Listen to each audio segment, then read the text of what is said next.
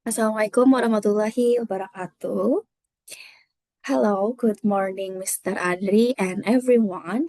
It's pleasure to be here today.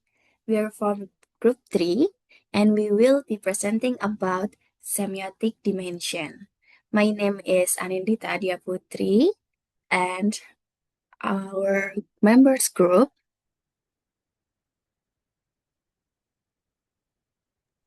My name is Mila Rahma Zahra. My name is Tazkia Nafsatu Zahra. My name is Raihan Maulana. Without further ado, let's begin our presentation.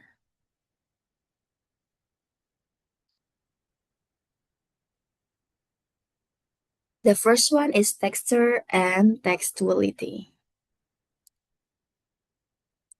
Texture is the fundamental basis for semantic unity and interdependence in a text. It is what makes a text meaningful and connected, rather than just a random collection of the sentences. According to Lati Persidi, 2025, texture refers to the intersentential connectedness that carries a discursive dimension. In other words, it ensures that all parts of the text are linked together in a meaningful way. Texture also connects the internal elements of a text to its situational context. This means that text is only cohesive internally. It's not only cohesive internally, but also relevant to the situation in which it is used. And then textuality refers to the close and reciprocal relationship between a text and its social contextual factors. It highlights how a text and its context influence each other. On one hand, a text interprets its surrounding context. On the other hand, the context influences the linguistic choices made in the text. As Silverman 1986 explains, textuality is what gives rise to knowledge within the text. The process is often described as textualizing, where meaning is continuously created through the interaction between the text and its context. Because of this, a text is not static but dynamic and evolving. So textures and textuality are essential for understanding how text function. Texture ensures internal coherence, while textuality connects the text its broader context. Together, they help us see a text as a meaningful and dynamic unit of communication.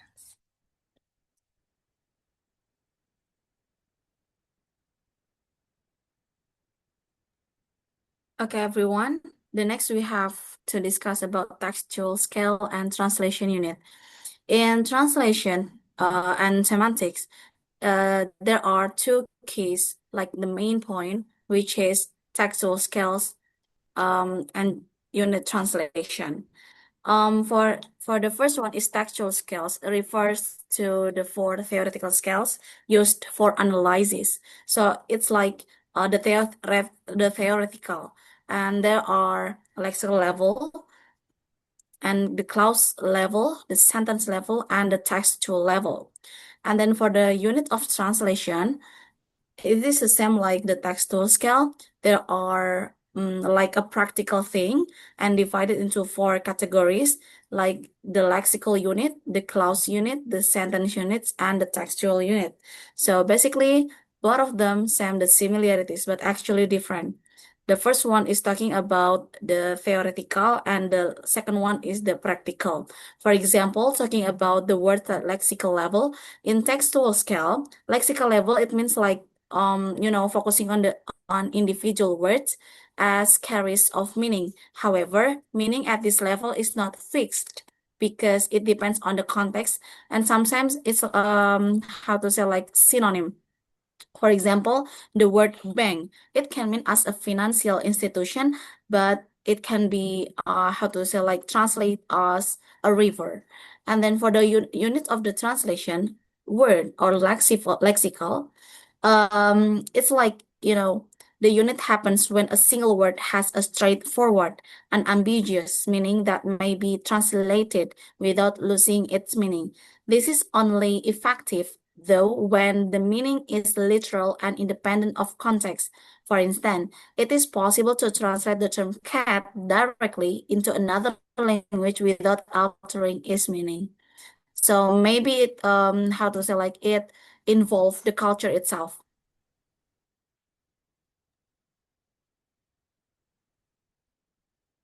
Now let's move to cohesion in translation. Cohesion in translation refers to how connections between elements in a text are maintained, so the message remains clear and unified. So basically, cohesion is about how parts of a text, like words and sentences, are connected to each other, so the message is clear. But what's important here is this part. Maintaining cohesion doesn't always mean keeping the same form, but preserving meaning relationship. It means in translation, we don't have to keep the exact same structure, but we must keep the meaning connected.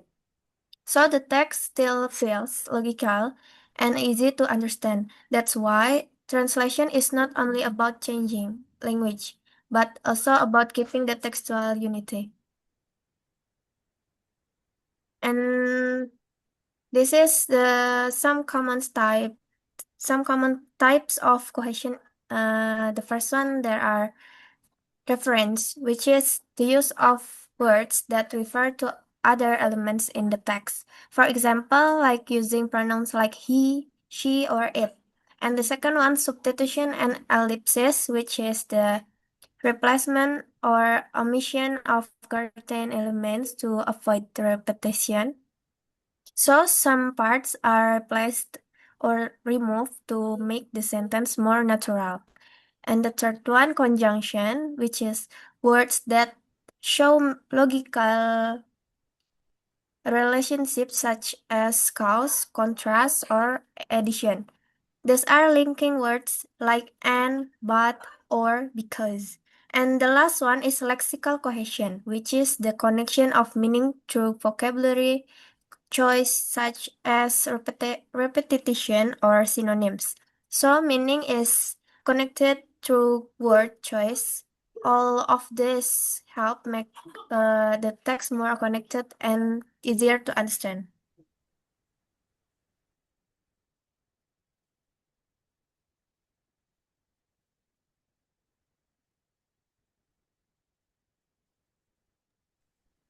Okay, next we have a thematic and information structure in translation. Translation may involve the complex task of transferring meaning across different grammatical systems. Recurring conflict arise between maintaining the source text as the word order and ensuring the large text. We have the SFL model. This defines the theme structurally as the first element of the clause. And through FSP model, in, in FSP, the thematicity or thematic of an elemental depends on context and semantics rather than just position.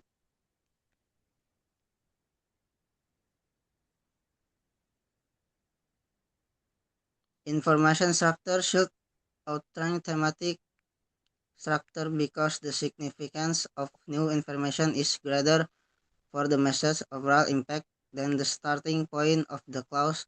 Furthermore, while thematic structure is language specific, the categories of given and new information are considered universal.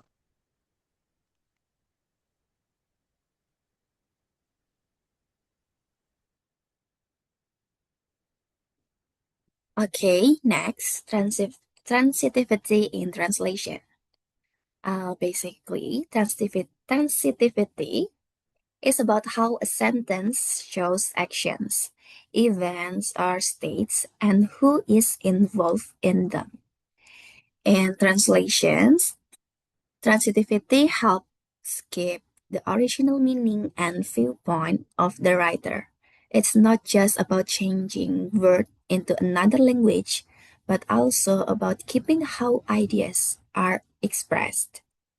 Translators need to pay attention to how actions and participants are presented in the original text. If these patterns are cut, the translation will sound more natural and stay true to the author's intentions. So, transitivity is important because it helps translators transfer both meaning and perspective correctly.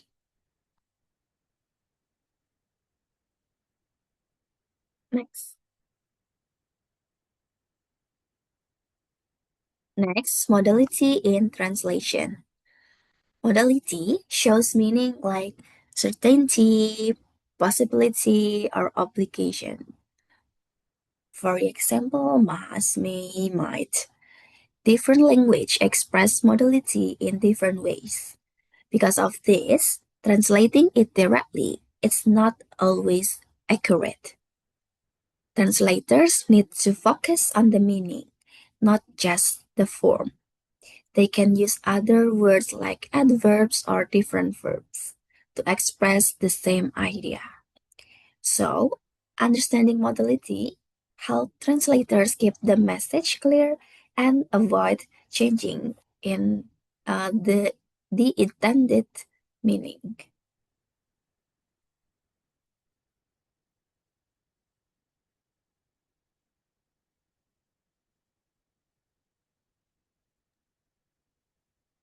All right, everyone. Next, we discuss about semiotic and multimodality. Semiotic is the study of signs and how they create meaning within social and cultural contexts. It focuses on how words, images, symbols, and gestures represent ideas and how people interpret them based on shared conventions. According to Daniel Candler, 2017, semiotics examines how signs are used to represent reality and generate meaning in society. And then talking about multimodality, it refers to the use of multiple modes of communication such as text, images, color, sound, and layout working together to produce meaning. It emphasizes that meaning is not formed by a single element, but through the interaction of different semiotic resources.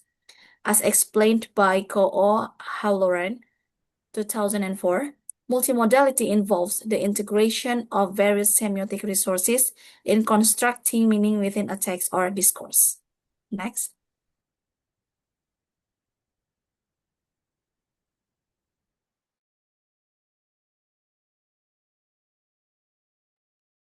The next one is intertextuality.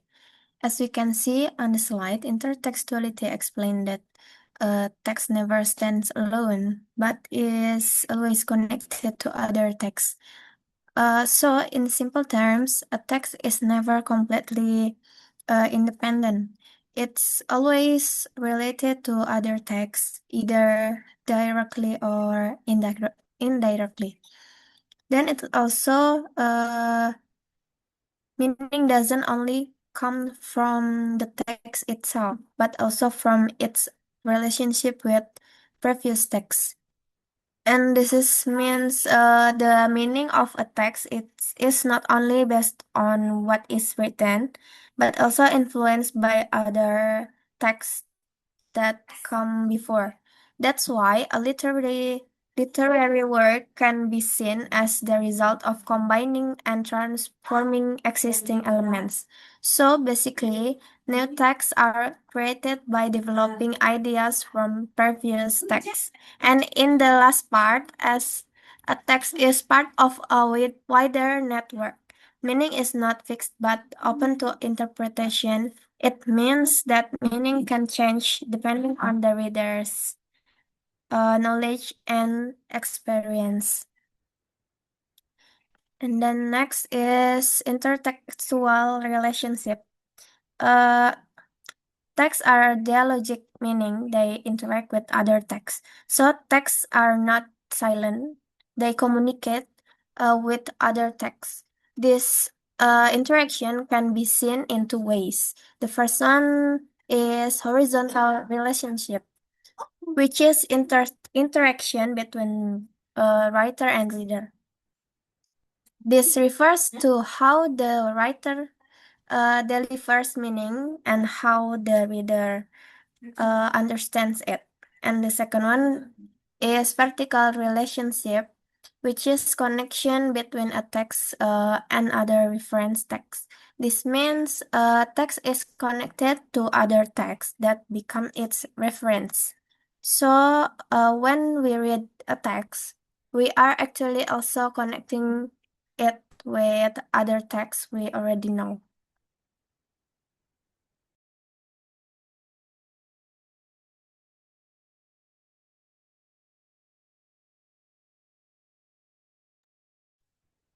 Okay, next is paratext in translation. In translation studies, paratext refers to the various elements that accompany a translated text and influence how that text is perceived, understood, and consumed by the target audience. The concept was introduced by Gerard Jonet and later developed by Catherine Bachelor. Paratext functions as a threshold between the reader and the text, helping to bridge cultural difference and guide interpretation. Paratext can be divided into two types. First is paratext refers to elements that are physically attached to the book, such as the translator's preface, footnotes, title page, and cover design.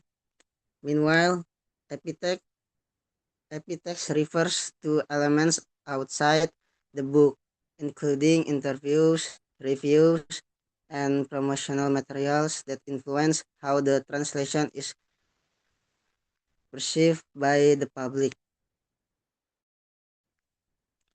Paratexts are not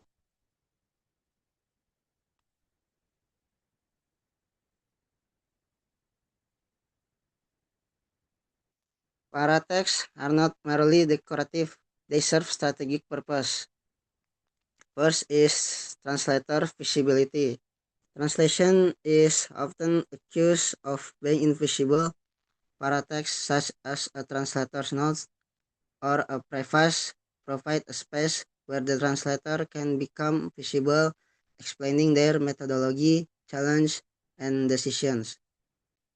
Second is cultural framing. Since a text is being moved into a new cultural context, the paratext helps package it for the target audience. For instance, a challenging foreign philosophical text might be given a new, clearer title or an introductory essay to make it more accessible to the new readership.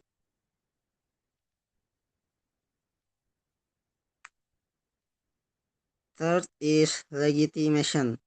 Paratext, like endorsements or words mentioned on the cover, signal to the reader that the translation is authoritative and worth their time, which is essential for introducing international literature to a new market. Fourth is ideological negotiation. Sometimes the paratext is used to align the translated work with the political or social expectations of the target culture, or conversely, to highlight the foreignness of the original work, a strategy often used to promote cultural diversity.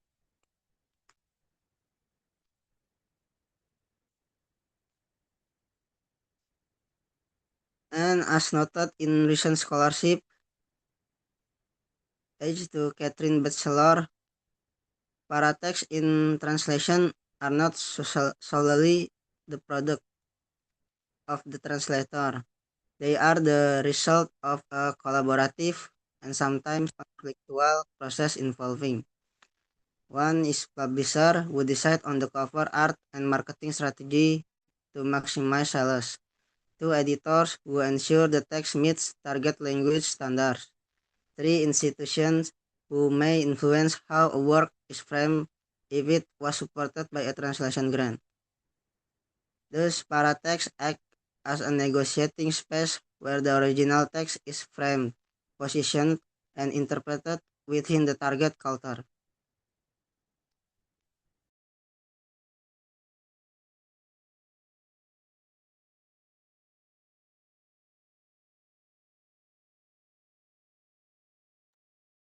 Okay, uh, next is conclusion. The semiotic dimension in this discourse, analysis, and translation shows that meaning is not only formed by words, but also by context, culture, and the relationship within a text. Texture and textuality explain how a text becomes unified and meaningful, while textual scale and translation units show that meaning can be understood at different levels from words to the whole text. In translation, aspects such as cohesion, thematics, and information structure, transitivity, and modality shows that translating is not just changing language, but also maintaining meanings, ideas, and communication. In addition, semiotics and multimodality highlights that meaning is created through various signs its only language, and intertextuality shows that every text is connected to other text. Paratexts also play an important role in helping readers understand a translated work by providing additional informations and context. Overall, understanding these elements helps produce translations that are clear, natural, and appropriate. So, the original message can be delivered effectively to the readers in the target language. That's all from us. Please apologize if any mistaken. Thank you. Wassalamualaikum warahmatullahi wabarakatuh.